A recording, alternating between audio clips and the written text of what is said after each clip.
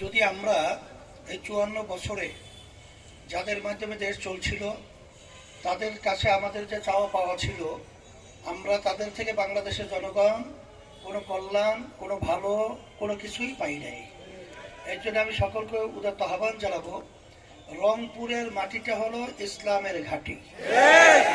এই ঘাঁটির মধ্যে যদি ইসলামী আন্দোলন বাংলাদেশ, আমাদের যে 6 প্রার্থী এখানে আছে, তাদেরকে যদি আপনারা বিজয় করতে পারেন, এবং বিশেষ করে সদরে আমাদের পিয়াল ভাই আছে, আল্লাহর রহমতে উন্নয়নের ব্যাপারে আমি এতটুকু বলবো যে সর্বত্র বাংলাদেশের রন্ধ্রে রন্ধ্রে দুর্নীতিতে ভরা।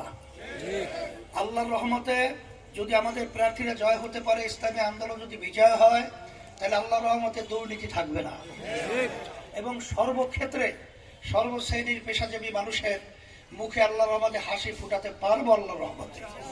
এবং শিক্ষা খাত বলেন, চিকিৎসা খাত বলেন, এবার কৃষি খাত বলেন, সর্বত্র আল্লাহর রহমতে আমরা আশা করি যেহেতু দুর্নীতি থাকবে না, সর্বখাতে দিনের দিন উন্নয়ন হবে এবং সর্বক্ষেত্রে আমরা উন্নয়নের ব্যবস্থা করতে পারবো।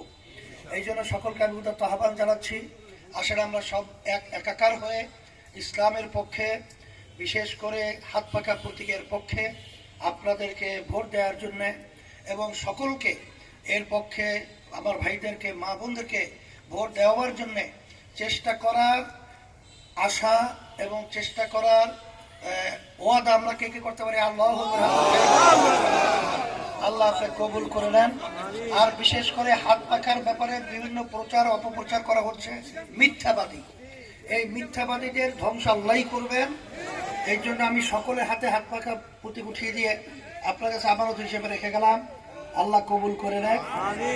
মুস্তাফা ভাই, আমাদের পিয়াল ভাই, আর জাহিদুল ইসলাম, আর সুলতান মাহমুদ, আর মাওলানা আশরাফুল আলম, আর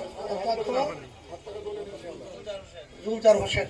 রব্বানা আতিনা ফিদ দুনিয়া হাসানাহ ওয়া ফিল আখিরাতি হাসানাহ ওয়া কিনা আযাবান নার বিরহমাতিকা।